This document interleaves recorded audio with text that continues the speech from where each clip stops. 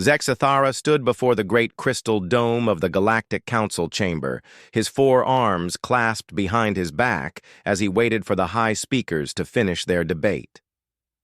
The Veltari ambassador had served the council for 30 cycles, always handling peaceful negotiations and trade disputes between civilized species. Never had he been called to discuss matters of war. The chamber fell silent as High Speaker Mordine raised her crystalline hand. Her voice echoed through the vast space with the weight of authority that had governed the galaxy for 1,000 years. She spoke of the human problem that had emerged in the Outer Rim territories. These newcomers to galactic society had done something unprecedented in recent memory. They had fought back against the Kethvar Syndicate and won. Zexathara listened as the council described the situation with growing unease. The Kethvar had ruled through fear and violence for centuries, taking what they wanted from weaker species.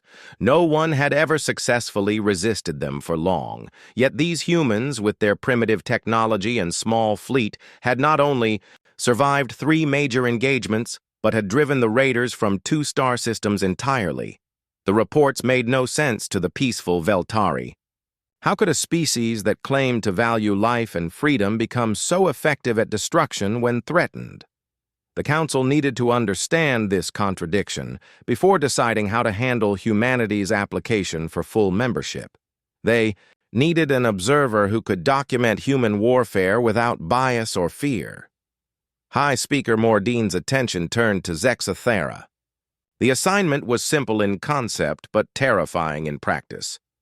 He would embed with human military forces during their ongoing campaign against the Kethvar. He would observe their methods, their decision-making, and their treatment of both allies and enemies. Most importantly, he would determine whether humanity posed a threat to galactic peace. Zexathara accepted the mission because refusing a council directive was unthinkable. Within days, he found himself aboard a transport heading for human space, carrying nothing but his recording equipment and a growing sense of dread about what he might witness. The UNS Defiance looked nothing like the sleek vessels of other civilized species. Its hull was scarred from battle, patched in places with different colored metal. Weapon ports bristled along its sides like the spines of some predatory creature. Everything about the ship suggested violence and conflict. Captain Jake Morrison met Zexathara at the airlock with a smile that somehow managed to be both welcoming and slightly predatory. The human was shorter than the Veltari ambassador, but carried himself with the confidence of someone accustomed to command. His uniform was practical, rather than ceremonial, designed for function over appearance. Morrison led Zexathara through corridors that hummed with activity. Human crew members moved with purpose, their conversations mixing technical jargon with casual banter. The ambassador noted how they addressed their captain with respect, but without the fearful subservience he had observed in other military hierarchies. The ship's tactical officer, Lisa Carter, briefed Zexathara on current operations. With clinical efficiency, she spoke of enemy positions and strategic objectives as if discussing cargo manifests rather than life and death decisions. Her calm professionalism was somehow more unsettling than wild aggression would have been. Chief Engineer Ron Bailey showed the ambassador to his assigned quarters with genuine enthusiasm. The human seemed genuinely pleased to have an alien observer aboard, asking questions about Veltari technology and culture with childlike curiosity. Zexathara found it difficult to reconcile this friendly interest with the fact that Bailey's job was maintaining systems designed for warfare. The crew treated their mission as routine work rather than a descent into barbarism. They discussed weapon systems and battle tactics over meals, but also shared stories about their families and made plans for shore leave. Their casual attitude toward violence confused the peaceful observer who had expected to find either savage warriors or tortured souls driven to desperation. Zexathara spent his first week aboard studying human military protocols. He found extensive rules governing the conduct of war, detailed procedures for protecting non-combatants, and strict guidelines. For the treatment of prisoners, the humans had apparently developed an elaborate code of honor around the practice of organized violence. The ship's library contained thousands of texts on military strategy, but also poetry, philosophy, and art created by human soldiers throughout their history. Zexathara read accounts of warriors who wept for fallen enemies and generals who risked everything to save civilian populations. The contradictions multiplied rather than resolved. Captain Morrison found the ambassador in the observation deck late one evening, staring out at the stars. The human officer sat beside him without invitation, offering a cup of the bitter beverage they called coffee. Morrison spoke quietly about the burden of command and the weight of decisions that affected so many lives. Zexathara asked the question that had been troubling him since his arrival. How could a species claim to value peace while being so effective at war? Morrison's answer was simple but profound. Humans fought not because they loved violence, but because they loved what violence threatened to destroy. They had learned that sometimes the only way to protect the innocent was to stand between them and those who would do harm. The conversation was interrupted by an urgent communication from the bridge. Somewhere in the darkness ahead, someone was calling for help. The distress signal came from the colony ship New Haven, a massive civilian vessel carrying 15,000 human settlers to a new world. Zexathara followed Captain Morrison to the bridge, where the crew had already begun their response to the emergency. The casual atmosphere he had observed over the past week vanished like smoke in a strong wind. Lisa Carter stood at her station, fingers dancing across holographic displays as she analyzed the tactical situation. Her voice remained steady as she reported that 3 Kethvar raider ships had trapped the colony vessel near a dead moon. The raiders were demanding surrender and threatening to begin executing civilians if the New Haven attempted to flee. Morrison's transformation was immediate and complete. The friendly ship captain disappeared, replaced by a military commander whose every word carried the weight of absolute authority. He ordered battle stations with calm precision, his crew responding without hesitation or visible fear. Zexathara watched in fascination as humans who had been laughing over breakfast prepared for mortal combat. The ship's pilot, Amy Rogers, took her position at the helm with the same casual confidence she had shown while playing cards in the recreation room. Her hands moved across the controls with practiced ease as she plotted an intercept course that would bring them into weapons range in less than an hour. The mathematics of her approach seemed impossible to the Veltari observer. Engineer Tony. Clark reported from the engine room that all systems were running at peak efficiency. His voice carried none of the excitement or fear that Zexathara expected before battle. Instead, the human sounded almost bored, as if preparing for combat was simply another routine maintenance task requiring his professional attention. Zexathara positioned himself at an auxiliary station where he could observe without interfering. The bridge crew worked with a coordination that seemed almost supernatural, each member anticipating the needs of others without spoken communication. Their efficiency was beautiful and terrifying in equal measure. The UNS Defiance dropped out of faster-than-light travel at the edge of the engagement zone. The colony ship New Haven hung motionless in space, dwarfed by the predatory forms of 3 Kethvar vessels. The raiders had positioned themselves to prevent escape while their boarding parties prepared to assault the helpless civilian transport. Morrison opened communications with the lead raider, his voice carrying diplomatic courtesy that barely concealed deadly intent. He offered the Kethvar commander one opportunity to withdraw from human space without further conflict. The alien warlord's response was predictably arrogant, dismissing the single human warship as an insignificant threat. The battle began without ceremony or dramatic speeches.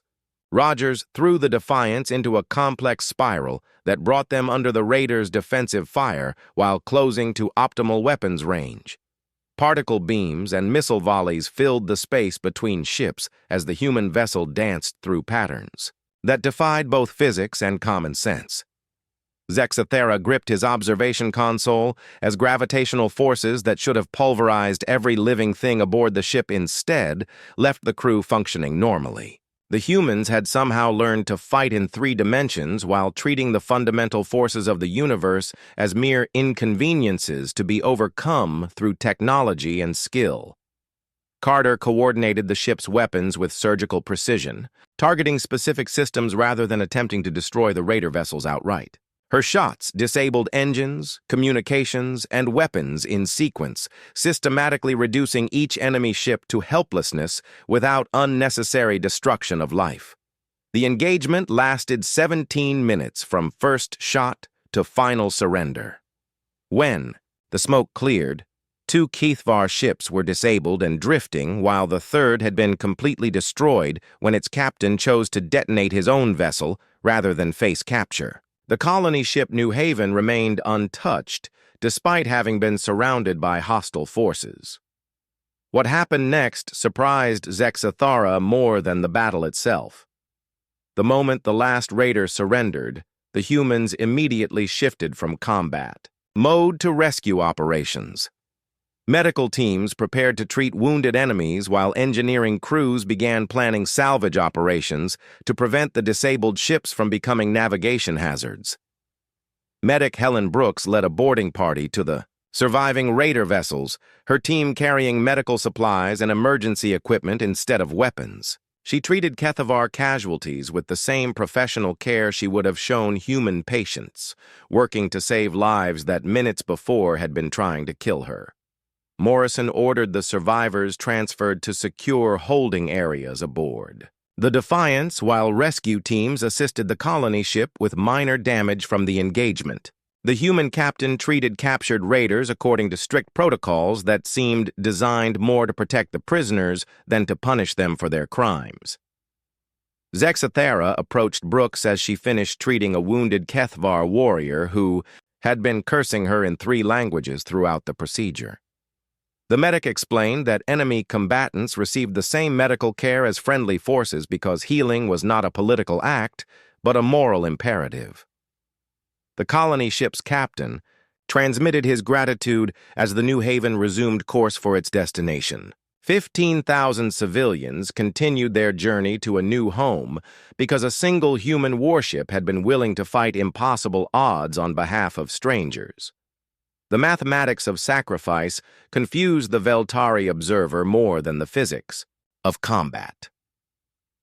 Rogers found Zexathera in the observation lounge hours after the battle, staring out at the stars where the engagement had taken place. The pilot seemed completely unaffected by having just performed maneuvers that should have been impossible while dodging weapons fire that could have vaporized their ship. The ambassador asked how she could remain so calm after risking her life and the lives of her crewmates for people she had never met. Rogers' answer was simple. The New Haven carried families seeking better lives, children who deserved the chance to grow up free from fear, and dreams that were worth protecting regardless of the cost.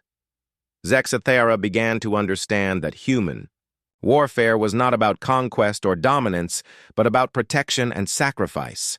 These strange beings fought not because they enjoyed violence, but because they refused to allow evil to triumph through inaction. The realization troubled him more than the battle itself.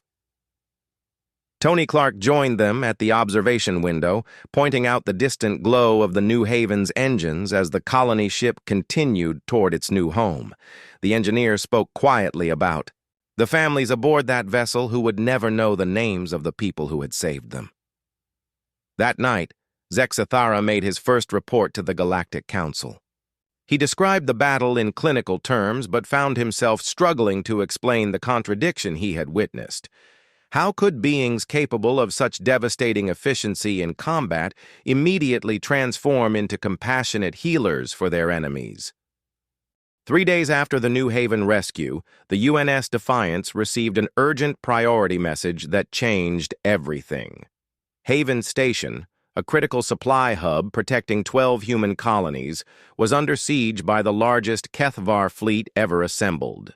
The massive orbital platform housed over 200,000 civilians and served as the primary defensive stronghold for an entire sector. Captain Morrison gathered his senior staff in the briefing room where Commander Steve Parker appeared, on the main display. Parker commanded the station's defenses, and his face showed the strain of someone who had been fighting for his life for over a week. Behind him, damage reports scrolled across screens, while emergency lighting cast harsh shadows across his exhausted features. The situation was desperate beyond anything Zexathara had imagined possible. 47 Kethvar warships surrounded Haven Station in a slowly tightening noose, preventing escape while systematically destroying the platform's defensive systems. The raiders had learned from their previous defeats and now applied overwhelming force rather than relying on quick strikes. Parker's voice carried the weight of impossible decisions as he briefed the assembled commanders. Evacuation efforts continued, around the clock, but civilian transport capacity was limited, and the enemy fleet prevented large-scale rescue operations. Every hour of delay meant more lives lost, but retreat would abandon hundreds of thousands of innocent people to certain death. Morrison committed the Defiance to join the relief effort, despite being outnumbered nearly 50-1. Other human ships were converging on the system, but the combined relief fleet would still face odds that made victory mathematically impossible. The captain's decision to fight anyway exemplified something about human nature that Zexathara was beginning to recognize, but not yet understand. The jump to Haven Station took 18 hours through carefully planned routes designed to avoid Kethvar patrol ships. During the journey, Zexathara observed the crew preparing for what they all knew might be their final battle. Instead of despair or frantic activity, he witnessed quiet determination and methodical preparation. Marine Sergeant Kate Wilson briefed her assault teams on boarding actions and close-quarters combat. Her soldiers listened with professional attention, as she described tactics for fighting in zero-gravity environments and damaged ship sections. The humans discussed death and injury with the same calm focus other species reserved for routine maintenance procedures. Amy Rogers spent hours in the simulator, practicing maneuvers that pushed both ship and pilot beyond normal safety limits. Her training scenarios assumed multiple system failures, overwhelming enemy fire, and the need to protect civilian evacuation ships while engaging superior forces. She approached each impossible situation as a puzzle to be solved rather than a fate to be accepted. The Defiance dropped into normal space at the edge of the Haven system to find a scene from a nightmare. The massive station hung in space like a wounded animal, its hull breached in dozens of places, while atmosphere vented from ruptured sections. Kethvar ships surrounded the platform in overlapping fields of fire that made approach seem suicidal. Commander Parker's update revealed the true scope of the crisis. Station defenses were down to 30% effectiveness and falling steadily under constant bombardment. Civilian evacuation had rescued less than half the population, with transport ships forced to make dangerous runs through enemy fire to reach the outer system where larger vessels waited. The relief fleet consisted of 14 human warships against 47 raiders, but Morrison and his fellow captains attacked without hesitation. Their coordinated assault targeted specific enemy formations while creating corridors for evacuation transports to escape through the siege lines. The mathematics of the engagement favored the attackers, but humans seemed determined to rewrite those equations through courage and sacrifice. Zexathara watched the battle unfold from the Defiance's bridge as human ships threw themselves against impossible odds. Captain Lisa Martinez of the UNS Guardian rammed her crippled vessel into a Kethvar battleship rather than allow it to destroy a transport full of refugees. Her final transmission was a joke about vacation plans she would never keep. The siege continued for 18 days of continuous combat. Human crews fought with damaged equipment, dwindling supplies, and mounting casualties while never yielding ground to the enemy. They adapted to each new crisis with innovation and determination that seemed to defy the logical limits of endurance. Wilson led a desperate mission to destroy a HFY command ship that was coordinating attacks on evacuation transports. Her Marine Squad volunteered for what everyone knew was a one-way mission, accepting certain death to buy time for civilian refugees. The sergeant's final report praised her team's performance while recommending them all for posthumous honors. Tony Clark worked for 3 straight days to keep the Defiance's engines operational after taking critical damage from enemy fire. The chief engineer refused medical attention for his injuries, while jury-rigging systems that should have failed hours earlier. His innovations kept the ship fighting when it should have been drifting wreckage. The turning point came when human reinforcements arrived from 3 neighboring sectors. Ships that should have been protecting their own territories instead stripped their defenses to join the desperate battle for Haven Station. The combined fleet attacked with renewed fury, finally breaking the HFY siege through sheer determination and mutual sacrifice. Parker's voice cracked with emotion as he reported the final casualty figures. Over 30,000 civilians had died during the siege, along with 8,000 military personnel who gave their lives defending strangers. The survivors owed their freedom to people who chose duty over safety and sacrifice over survival. Zexathara found himself in the station's medical bay, observing human medics treating both their own wounded and captured HFY prisoners. Helen Brooks worked alongside alien doctors to save lives regardless of species or allegiance. Her hands moved with practiced skill while she hummed an ancient human song about hope surviving in darkness. The ambassador spoke with Commander Parker as evacuation efforts finally neared completion. The human officer had lost weight during the siege, and his eyes held the 1,000-yard stare of someone who had seen too much death. Yet when Parker spoke about his crew's performance, his voice carried pride rather than grief. Parker explained that Haven Station represented something larger than a military installation or civilian shelter. The platform symbolized humanity's commitment to protecting the innocent regardless of cost. Every person who died defending it had made a choice to value other lives above their own safety. That night, Zexathara made another report to the Galactic Council. He struggled to find words that could convey the magnitude of what he had witnessed. How could he explain beings who fought impossible odds, not for conquest or glory, but simply because others needed protection? The concept challenged everything. His peaceful species believed about the nature of civilized behavior. Rogers found the ambassador in the observation deck, staring out at the damaged but unbroken Haven Station. The pilot sat quietly beside him for several minutes, before speaking about the families who would return home because strangers had been willing to fight for them. Her words carried no boasting or false heroism, only quiet satisfaction that duty had been fulfilled.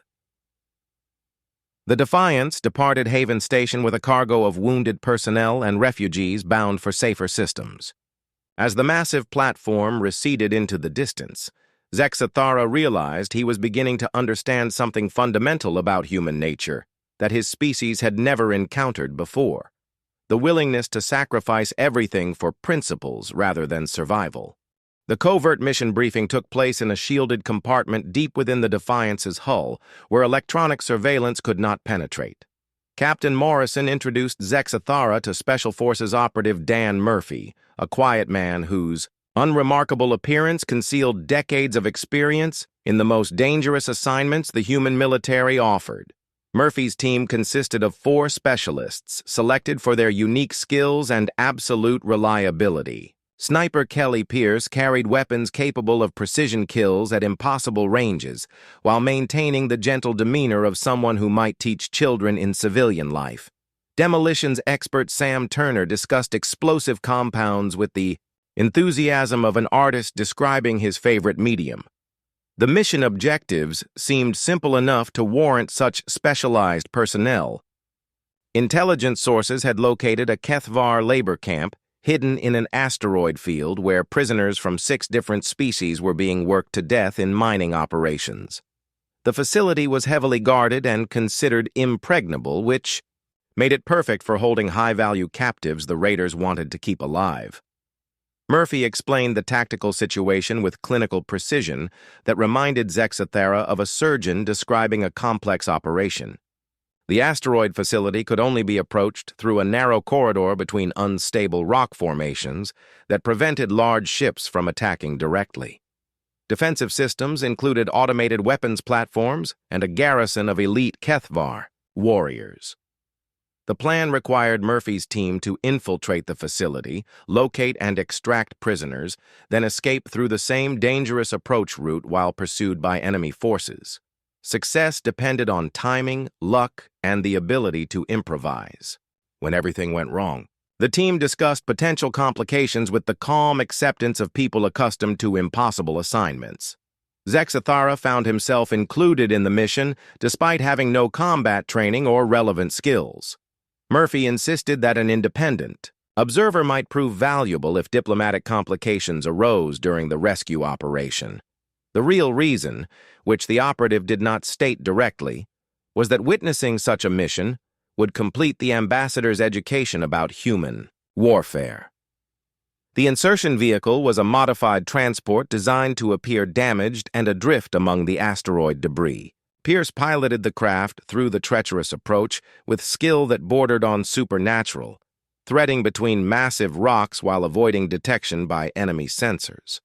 Her casual commentary about navigation hazards suggested someone enjoying a challenging but routine flight.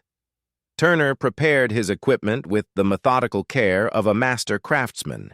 Each explosive device was precisely calibrated for specific targets within the mining facility, from security systems to structural supports that would create escape routes while minimizing harm to prisoners. His work was a blend of advanced science and artistic intuition.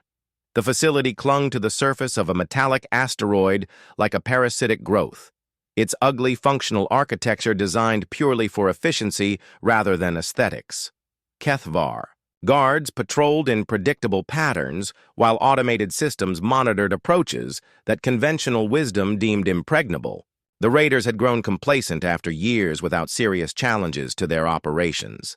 Murphy's team moved through the facility's outer perimeter with ghost-like silence, disabling security systems and neutralizing sentries without triggering alarms. Their coordination was perfect, each member anticipating the needs of others while maintaining absolute focus on objectives. Zexathera followed in their wake, marveling at their ability to become invisible in plain sight. The prison sections revealed the true horror of Kethvar operations. Beings from across the galaxy worked in conditions that would kill most species within weeks, sustained only by minimal food and the faint hope of eventual rescue. Human prisoners worked alongside aliens they had never met, sharing resources and offering comfort despite their own desperate circumstances. Pierce established overwatch positions that allowed her to monitor multiple approach routes while covering fire for the extraction teams. Her sniper rifle could eliminate targets at ranges that seemed impossible, but she used lethal force only when absolutely necessary to protect innocent lives. Each shot was precisely calculated to minimize casualties while maximizing tactical advantage. The mission timeline collapsed when a routine patrol discovered evidence of the infiltration. Murphy made the decision to accelerate extraction procedures, while Turner's explosives created chaos throughout the facility. Instead of extracting only human prisoners as originally planned, the team leader ordered the rescue of every captive, regardless of species or political value. The decision transformed a covert rescue into a running battle through the facilities corridors. Murphy's team fought rearguard actions while herding dozens of weakened prisoners toward the extraction point. They could have escaped easily by abandoning the non-human captives, but such abandonment never appeared to be a consideration. Communications specialist Chris Baker suffered critical injuries when Kethvar reinforcements cornered the group in a damaged mining tunnel. Instead of leaving him behind to save time and resources, Murphy ordered the team to carry their wounded comrade while continuing to protect the rescued prisoners.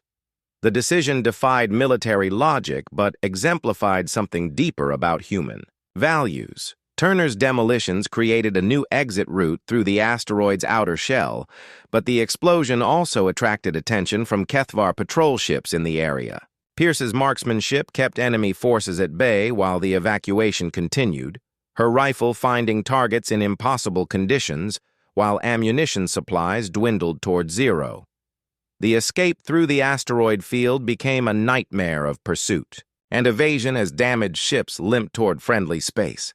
Baker remained conscious despite his injuries, providing navigation data while medical personnel worked to keep him alive. His determination to contribute despite severe wounds demonstrated the human refusal to accept helplessness. Murphy coordinated the retreat with the same calm professionalism he had shown during the infiltration phase. When Kethvar fighters closed within weapons range, he ordered evasive maneuvers that risked structural failure rather than abandoning the slower prisoner. Transports. Every decision prioritized the welfare of rescued captives over the safety of the rescue team. The extraction succeeded when reinforcements from the Defiance arrived to escort the fleeing transports to safety. Captain Morrison's ship had monitored the mission from maximum sensor range, ready to intervene if the situation became completely hopeless. The relief fleet's arrival turned a desperate escape into a fighting withdrawal that saved everyone involved. Zexathara found himself in the ship's medical bay watching human doctors treat prisoners from 6 different species with equal care and attention. Helen Brooks worked alongside alien medics to address injuries and malnutrition that represented months of systematic abuse. Her gentle manner helped traumatized survivors begin the long process of psychological recovery. Murphy visited his wounded teammate while mission debriefing sessions continued in other parts of the ship. Baker's injuries would require extensive treatment, but the communications specialist's first concern was whether all the prisoners had been successfully evacuated. His questions demonstrated the human tendency to measure success by the welfare of others rather than personal survival. Pierce cleaned her rifle with meditative precision while describing the mission's tactical lessons to junior personnel. The sniper's analysis focused on improving techniques for future operations rather than celebrating the current success. Her professional development continued even after completing an assignment that would have challenged much larger conventional forces. Turner distributed his remaining explosives to the ship's armory while explaining their capabilities to regular crew members. The demolitions expert's enthusiasm for his craft was infectious, but his respect for the destructive power of his tools reflected deep understanding of the responsibility that came with such capabilities. The rescued prisoners represented 12 different worlds and 7 distinct species, but their gratitude transcended cultural and linguistic barriers.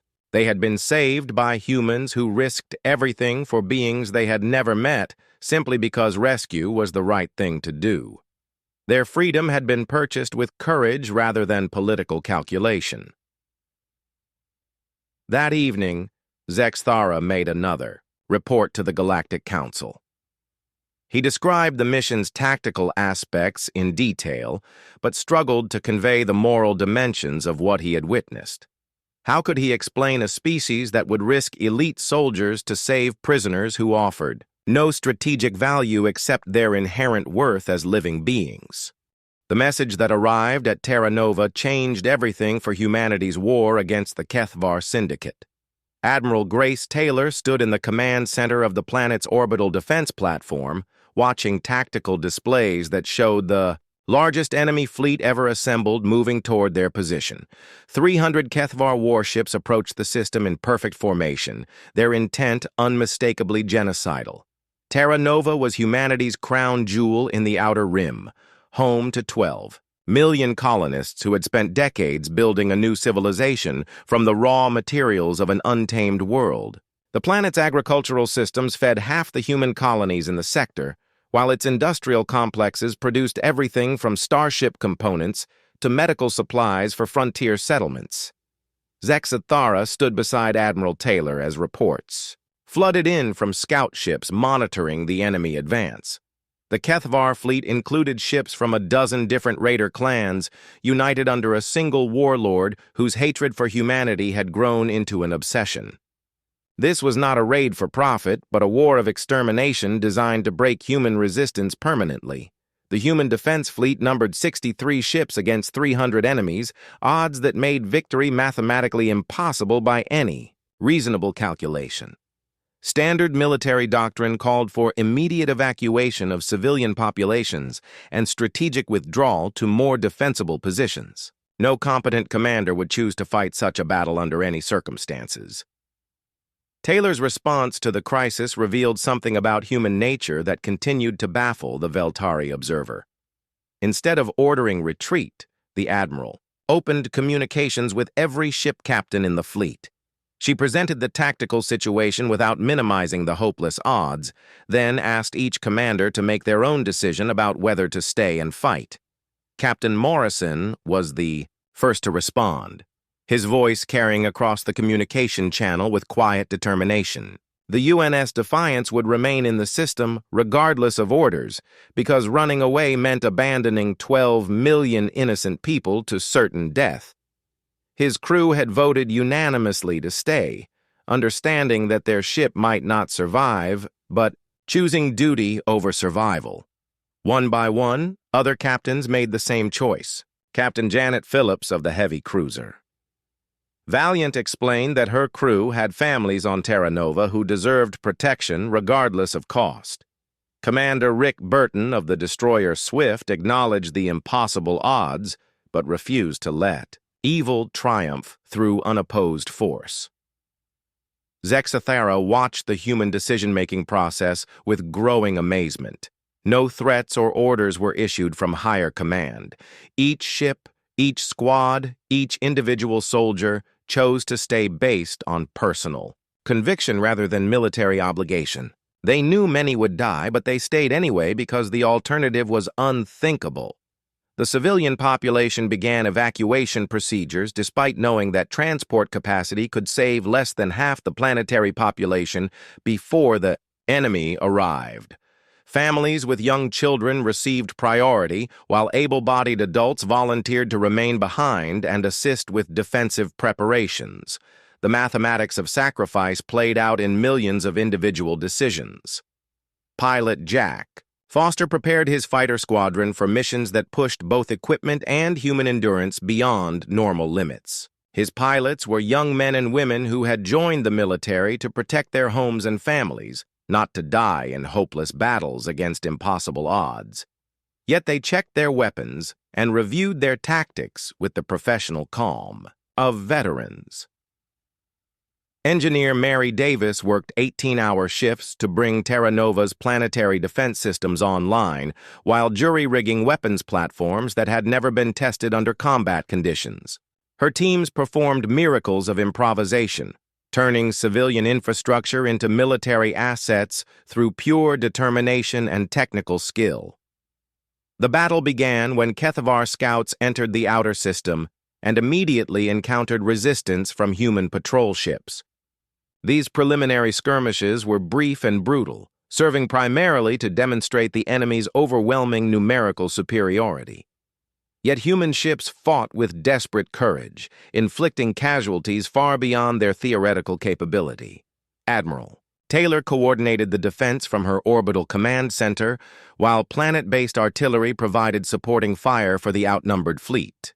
The humans had learned from previous engagements, using the planet's gravity well and orbital mechanics to offset their disadvantage in raw firepower. Every advantage was precious when facing such overwhelming odds. Foster's fighter squadron engaged.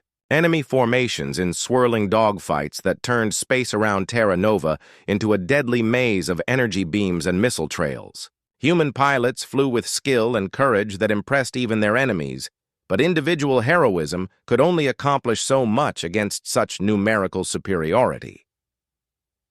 The first day of battle cost humanity 20 ships and over 3,000 lives, while destroying only 47 enemy vessels. The exchange rate favored human forces, but simple mathematics indicated that complete defeat was inevitable if current trends continued. Yet morale remained high among defenders who refused to accept mathematical inevitability. Davis's engineering teams worked miracles to keep damaged ships operational long enough to return to battle. Vessels that should have been declared total. Losses limped back into combat with jury-rigged systems and skeleton crews. The human refusal to accept defeat transformed potential wrecks into functional weapons platforms. Foster crashed his crippled fighter into the bridge of a Kethvar battleship rather than allow it to bombard civilian evacuation sites. His final transmission included coordinates for other pilots to target and a joke about finally getting close enough to see the enemy's surprised expressions. The sacrifice bought time for 2 more transport ships to escape. The second day brought heavier casualties as Kethvar forces pressed their advantage with grinding determination. Human resistance never wavered, despite mounting losses that would have broken any reasonable force. Individual acts of heroism became so common that they ceased to be remarkable, simply part of the expected standard of performance. Morrison's ship took critical damage while defending a group of evacuation transports from enemy attack. The Defiance's engines failed and weapon systems went offline, leaving the vessel drifting helplessly in space. Instead of abandoning ship, Morrison ordered his crew to prepare for ramming speed using auxiliary thrusters and whatever explosive devices they could improvise. The sacrifice was prevented only by the arrival of unexpected reinforcements from neighboring systems. Ships that had been ordered to defend their own territories instead stripped their defenses to join the desperate battle for Terra Nova. The relief fleet was small but fresh, bringing new hope to exhausted defenders. Zexathera found himself in the medical bay treating wounded alongside human personnel as casualties mounted beyond normal capacity. The Veltari ambassador had no medical training, but he could hold bandages and offer comfort to dying soldiers who had given everything for strangers. Their gratitude humbled him more than their courage had amazed him. Taylor's voice echoed through the ship's communication system as she announced that evacuation efforts had successfully removed 8 million civilians from the planet's surface. The remaining 4 million would stay to support continued resistance, choosing to risk death rather than abandon their world to alien conquerors. The third day of battle saw Davis manually overload her ship's reactor to destroy an enemy formation, threatening the evacuation routes. Her final transmission was a technical explanation of the improvised weapon's effectiveness, delivered with the enthusiasm of an engineer proud of her work. The explosion eliminated 12 Kethvar ships and created a gap in their battle line. As the battle raged on, Zexathara began to understand what made humans so formidable in warfare.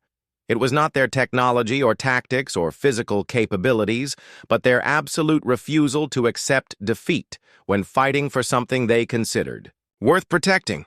They transformed mathematical impossibility into moral imperative through sheer force of will. The evacuation transports disappeared into hyperspace, carrying Terra Nova's future, while defenders prepared for a final stand that would be remembered. Long after the last shots were fired, humanity had discovered that some battles were worth fighting regardless of outcome because the act of resistance itself carried meaning beyond victory or defeat. The reinforcement fleet that arrived on the 4th day of battle changed the entire character of the conflict at Terra Nova. Ships from 12 human worlds had abandoned their defensive positions to join the desperate fight, their captains making the same impossible choice that had defined humanity's response to the Kethvar threat. Admiral Grace Taylor watched her tactical displays transform from hopeless to merely desperate as fresh vessels took position alongside exhausted defenders. Zexathera observed the human reaction to this unexpected development with growing comprehension of something that had puzzled him throughout his assignment.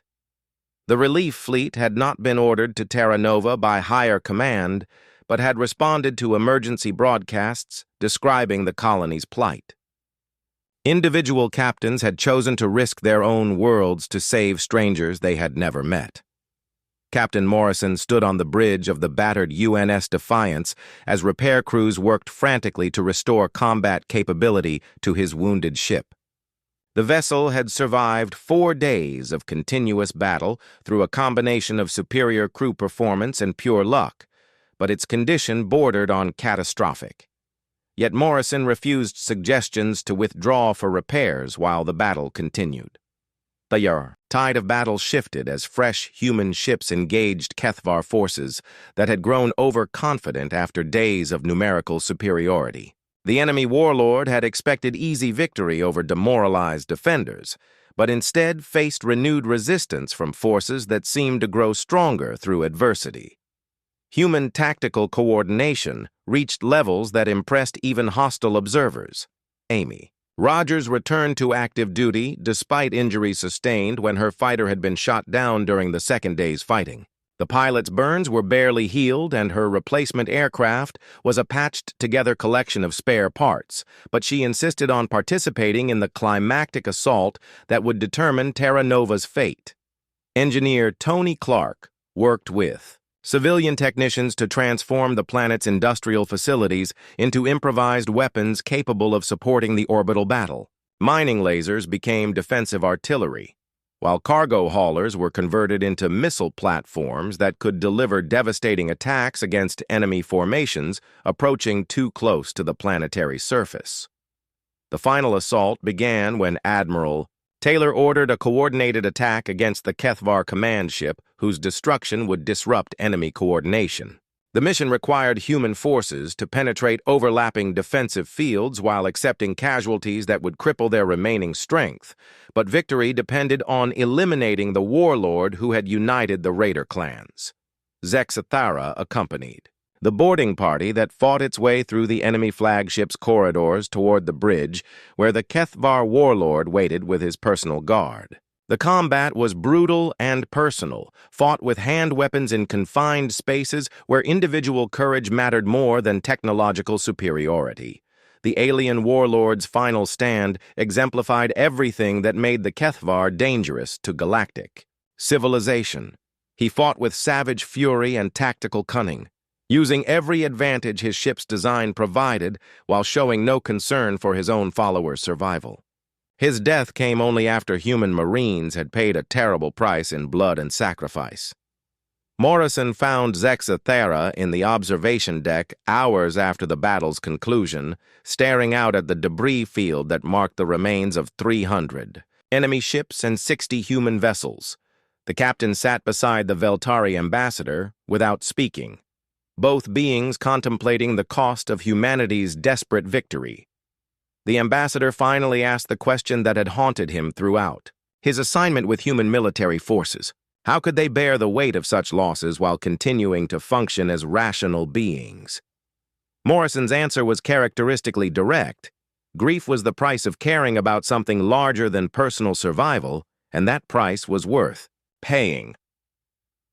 Rogers joined them at the observation window, her bandaged hands testimony to the price she had paid for Terra Nova's freedom. The pilot spoke quietly about the 4 million colonists who remained on the planet's surface, their lives preserved through the sacrifice of strangers who had chosen duty over safety. Clark arrived with damage reports that detailed the human fleet's condition after 4 days of continuous combat. Half their remaining ships required extensive repairs, while the other half operated on jury-rigged systems that might fail at any moment. Yet crew morale remained high because they had achieved something that military analysts had declared impossible.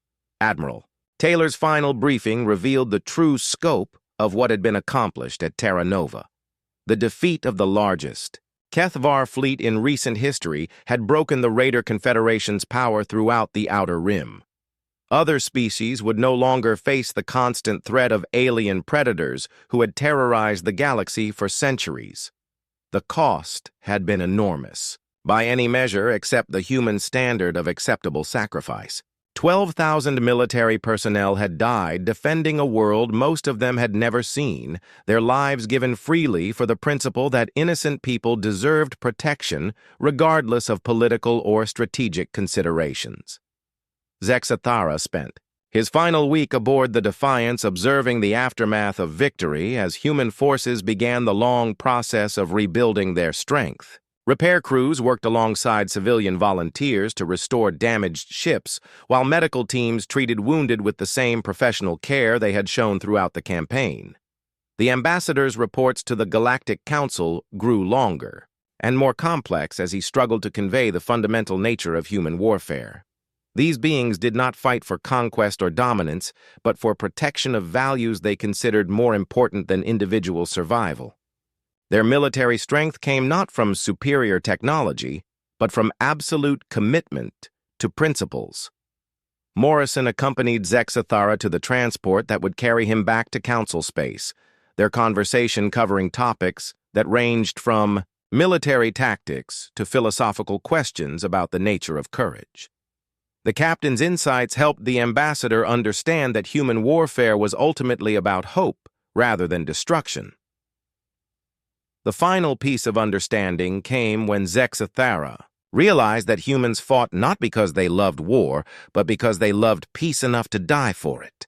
Their apparent contradiction between peaceful intentions and military capability resolved into a consistent philosophy based on protecting the innocent regardless of personal cost. His journey back to the Galactic Council gave the ambassador time to organize his thoughts and prepare recommendations that would shape official policy toward humanity for generations. The question was no longer whether humans posed a threat to galactic peace, but whether galactic civilization deserved the protection humanity was prepared to offer. The council chamber felt different when Zexathara returned to deliver his final report. The crystal dome that had seemed so magnificent now appeared fragile compared to the human ships he had observed weathering impossible odds through sheer determination. His perspective had been forever changed by witnessing courage in its purest form. High Speaker Mordine listened to his account with growing amazement as the ambassador described human military capabilities and ethical standards. The council had expected to hear about dangerous warriors who might threaten galactic stability, but instead learned about protectors who would sacrifice everything to defend the innocent. Zexathara's final recommendation was simple but revolutionary. Humanity should be granted full membership in the Galactic Council, not despite their military prowess, but because of their moral character. The galaxy needed protectors who would stand between darkness and light, choosing hope over fear when everything they valued was at stake. His last entry in the official record read like poetry rather than military analysis. He had been tasked to witness humans at war and discovered something that would haunt him forever. Not their capacity for violence, but their capacity for hope in the face of hopelessness. The universe was both darker and brighter than he had known, because humans refused to let darkness win. Years later, when other species faced threats that seemed insurmountable, they would remember the humans who had fought impossible odds at Terra Nova. The example of ordinary people choosing extraordinary sacrifice would inspire resistance movements across the galaxy, proving that courage was contagious and hope could survive even the darkest circumstances. Zexathara never forgot the lesson he learned among human warriors, that true strength came not from the ability to destroy, but from the willingness to protect, and that some things were worth fighting for regardless of the cost.